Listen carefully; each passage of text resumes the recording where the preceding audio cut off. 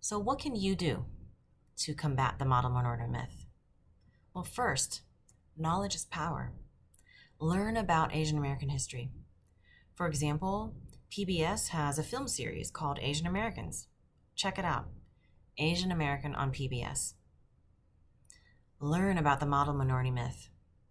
There are articles, TED Talks, school lessons that are all easily accessible online. Go right ahead. Google model minority myth. Now, knowledge is power, but sometimes you need strategies so you can feel prepared when you have to be around people who falsely buy into the model minority myth.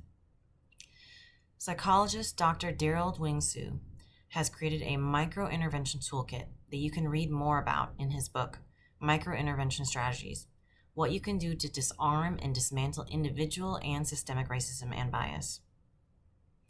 Also, in the past couple of years, there have been a number of bystander intervention trainings available, including one by Holla Back, a nonprofit working to end harassment in all its forms. Also, connect with your Asian American communities where you feel seen and heard. Maybe join or create a workplace race affinity group for Asian Americans. Especially with social media, there are so many possible ways that you might be able to find local or national virtual Asian American communities. There are meetup groups and Facebook groups that center almost every Asian identity. And there are groups that center Asian American solidarity and activism.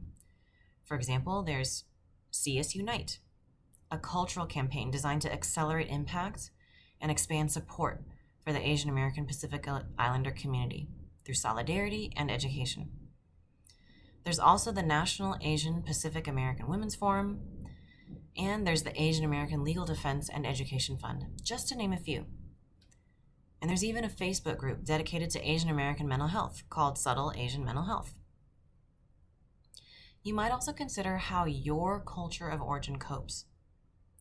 For many of us, social gatherings and food are a form of self and collective care.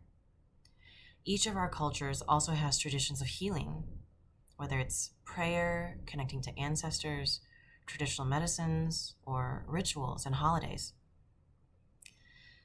By the way, it's okay to say no to others and to set boundaries around people who don't see or hear you. Maybe that means limiting the amount of time that you spend with these folks, or maybe being around these folks when there are other people around to help buffer the interactions. Maybe it's making a plan to leave a racist school or work environment. Or if possible, deciding not to spend time with these folks at all. Lastly, if you feel like you need even more support, consider looking for a therapist who specializes in or has experience working with the Asian American population. There are specific directories and resources out there, like the Mental Health Coalition's AAPI Mental Health Resources page.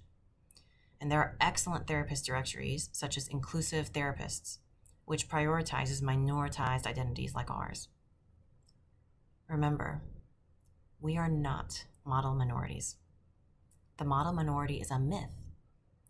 We are Asian Americans, the most ethnically, economically, religiously, and linguistically diverse racial group in the United States, which means that only you get to create your narrative of who you are.